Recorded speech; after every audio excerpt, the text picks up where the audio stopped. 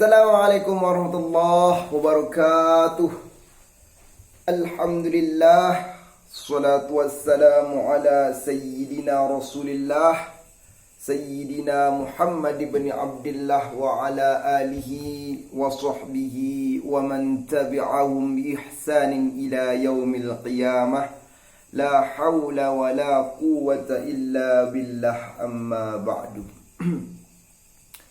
Saudara-saudaraku seiman sebangsa dan setanah air yang berbahagia, marilah kita mengawali pertemuan pada malam hari ini dengan sama-sama melafazkan kalimah basmalah. Bismillahirrahmanirrahim. Dan juga mari kita membaca satu kali ijazah dari Kiai Haji Hasyim Asy'ari, Mbah Hasyim Asy'ari, yaitu penangkal bala. Li khamsatun utfi biha haral wabail hatimah al-Mustafa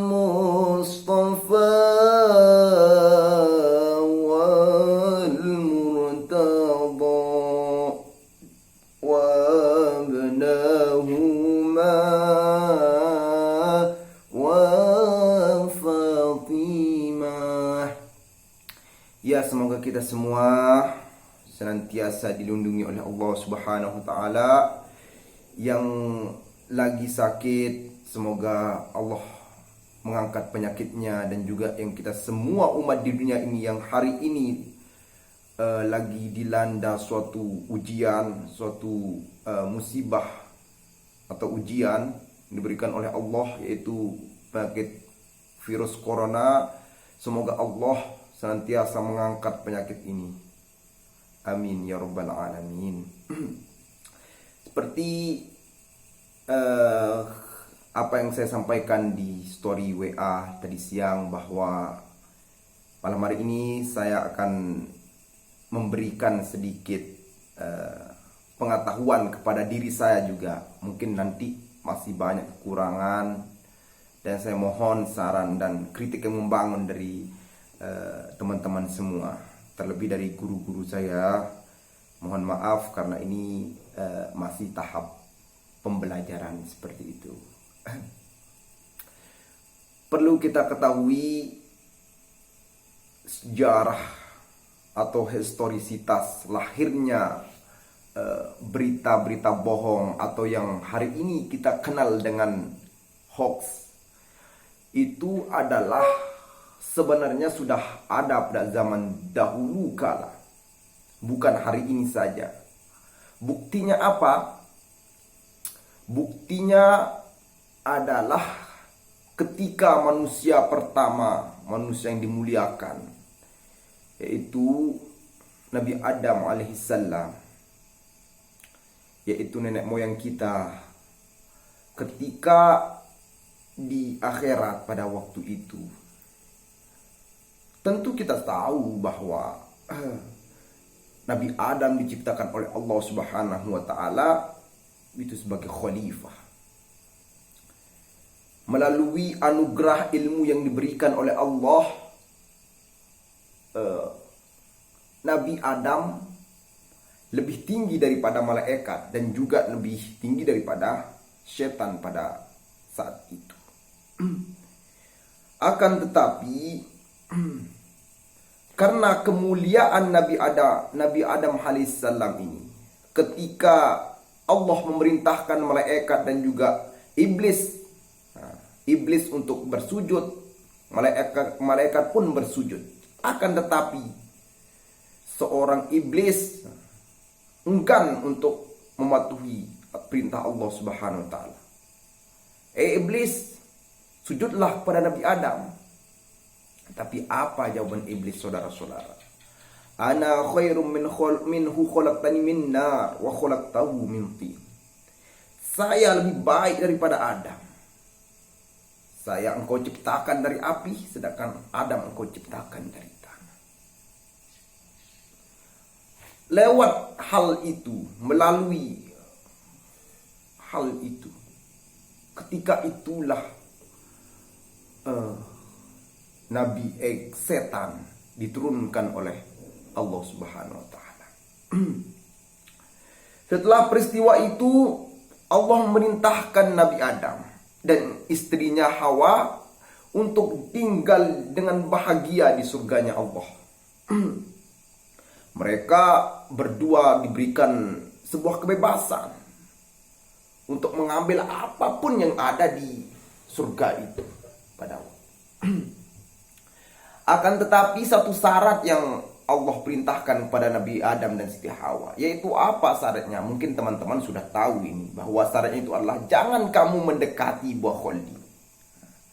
Mendekati aja sudah dilarang, apalagi sampai mengambil buah kholdi pada waktu itu. Akan tetapi pada saat itu Nabi Adam alaihissalam beserta Siti Hawa terjerumus dengan rayuan dari seorang setan iblis pada waktu itu. Karena nama dari buah ini adalah buah kholdi, perlu kita tahu bahwa kholdi itu berarti apa namanya? Keabadian.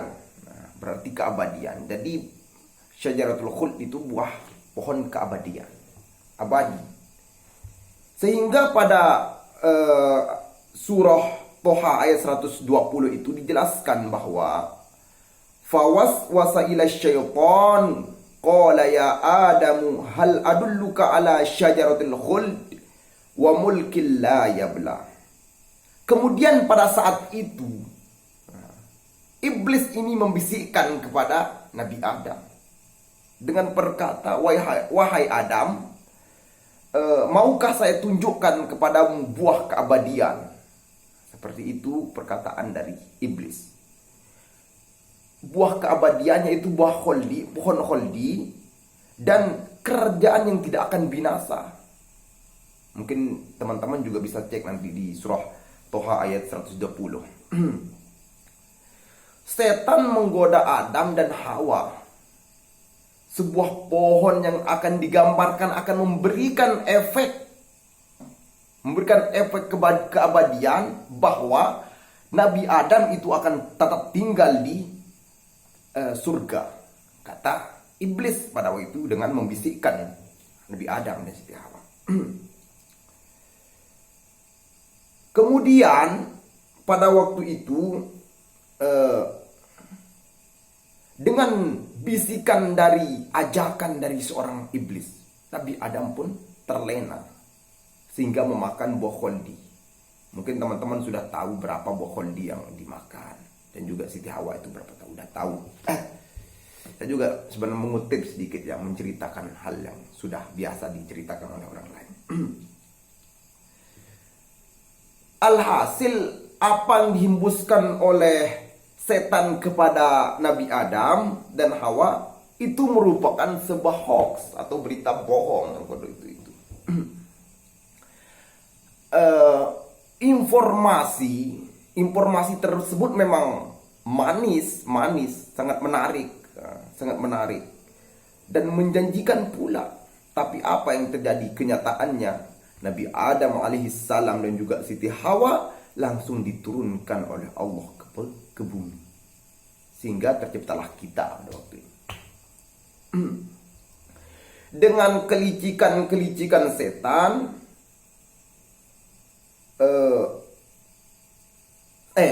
dengan kelicikan setan itu, setan juga gak mau kalah pada waktu itu. Iblis ini gak mau kalah.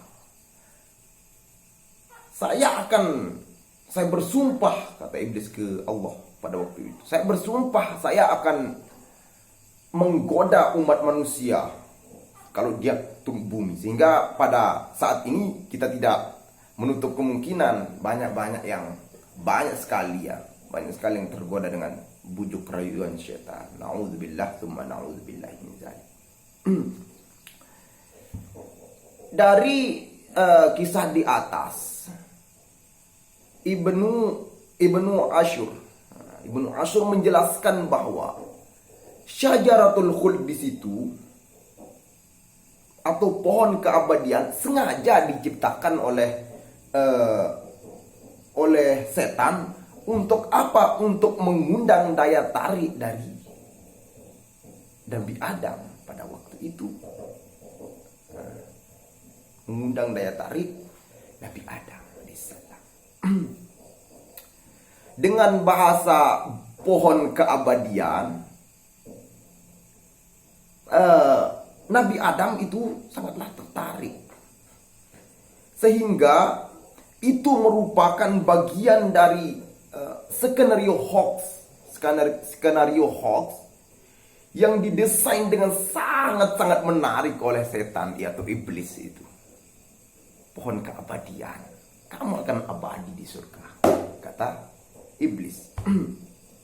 Inilah episode keluarnya Adam, episode pertama keluarnya Adam dan Hawa dari surga. Kemudian Nabi Adam alaihissalam bertobat dan juga diampuni taubatnya oleh Allah. Kemudian Nabi Adam diturunkan ke bumi oleh Allah Subhanahu wa taala, hingga dijelaskan dalam surah Al-Baqarah itu, fatalaqqa Adamu mir rabbi kalimatin fataba alaih innahu huwat tawwabur rahim. Kemudian Adam menerima berapa kalimat dari Tuhannya, maka Allah menerima taubatnya. Sungguh Allah Maha penerima taubat lagi Maha penyayang. Innahu huwat tawwabur rahim. Demikianlah bahaya-bahaya hoax, saudara-saudaraku. Maka saya di sini berpesan pada diri saya juga. Apalagi menghadapi era milenial saat ini, sangatlah luar biasa penyebaran hoax. Penyebaran hoax dari titik ini ke titik ini, dari sudut ini ke sudut ini, sangatlah luar biasa hari ini. Apalagi dengan sudah adanya media sosial. Media sosial kita temukan bahwa contoh kecil itu ya, contoh sederhana terkait dengan wabah hari ini, yaitu virus corona. Banyak sekali saudara-saudaraku, banyak sekali berita hoax dari sini, dari satu media ke media yang lain, diambil oleh orang-orang yang senantiasa dengan cepat menyebarkan hoax ini. Itu kalau bedanya hoax sama salah itu udah biasa. Akan tetapi hari ini penyebaran itu luar biasa, saudara-saudaraku. Mulai dari sudut sana, kemudian diterima sama orang sini, dari orang sana kemudian diterima terus orang sini, sampai menimbulkan suatu perpecahan di bangsa ini. Itulah yang menyebabkan perpecahan pada hari ini. Sering kita temukan itu, dari ormas satu ke ormas yang lain, disebarluaskan sama orang-orang yang tidak bertanggung jawab. Kemarin lucu lagi, banyak beredar, bahkan jangan sampai berita-berita pun, hadis-hadis pun juga banyak, hadis-hadis yang tidak ada dasarnya sama sekali, justru disebarluaskan sama orang lain. Kaitan dengan hal ini, contoh kecil saja ya. Barang siapa yang memberitahu bahwa pada malam ini akan terjadi, atau pada malam hari ini adalah malam nisfu Sya'ban, maka ia akan diampuni bla bla bla, diampuni dosanya bla bla bla. Itu sudah jelas menyebarkan berita atau hadis-hadis yang tidak jelas sanad keilmuannya, sanadnya itu tidak jelas. Maka perlu di sini itu adalah kajian, ikut ngaji, ikut kita derek kiai, derek tuan guru. Kalau bahasa Lombok, pirut tuan guru. Bahasa Lombok. Mari kita ikut kiai-kiai kita yang jelas surakan keilmuannya itu. Dan juga pesan saya di sini bagaimana kita dalam bermedia sosial itu juga harus bijak dalam bermedsos. Karena timbulnya perpecahan bangsa hari ini karena itu. Berita-berita hoax yang gak jelas itu. Gak jelas sanad, gak jelas ilmu pengetahuannya itu gak jelas, orangnya pun tidak jelas.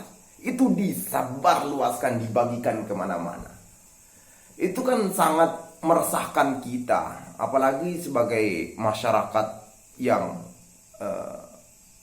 mohon maaf masih biasalah, dalam artian belum pernah ngaji dan lain sebagainya, pernah belajar. Jangan sampai kita menyebar berita yang tidak jelas itu.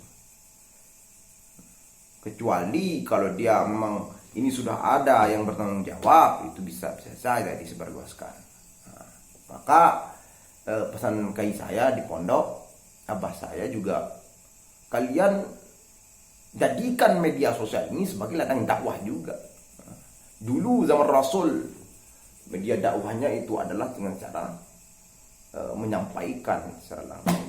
Juga dengan perubahan zaman, akhir zaman, dari zaman ke zaman, kemudian dengan tulisan, dan sekarang zaman milenial, itu zaman media sosial, kita sebarkan kebaikan-kebaikan itu melalui media sosial. Kalau berita-berita yang tidak jelas itu, kopi sana, kopi sini, tapi bukan kopi godai ya, bukan kopi hitam apalagi. Ya. Janganlah sampai seperti itu, menyebarkan berita-berita yang tidak jelas. Ya, itu aja yang dapat saya sampaikan, bahwa kita sebagai anak negeri, mari kita bersatu padu. Mari kita bersatu padu membangun negeri ini. Pak, insya Allah, jika kita sudah bersatu padu, bukan tidak mungkin negeri yang kita idam-idamkan, negeri yang kita cita-citakan, insya Allah akan tercapai. Yaitu negeri apa? Negeri baldatun thayyibatun warabbun ghafur. Amin ya rabbal alamin. Yang terakhir atau inti dari apa yang saya sampaikan di sini adalah bahwasanya sejarah atau penyebaran berita-berita hoax telah ada pada sejak zaman dahulu. Oleh karena itu, mari kita saring-saringnya, mari kita saring bersama berita-berita yang masuk di media sosial kita. Dan juga iblis merupakan suri tauladan pertama penyebaran hoax. Maka yang tidak ingin menjadi iblis, maka tinggalkanlah penyebaran berita hoax. Demikian yang dapat saya sampaikan. Hadanallahu wa iyyakum ajma'in. Terima kasih atas segala perhatian. Mohon maaf atas segala kekhilafan. Usikum wa nafsi bitaqwallah. Wallahul muwafiq ila aqwamit thariq. Assalamualaikum warahmatullahi wabarakatuh.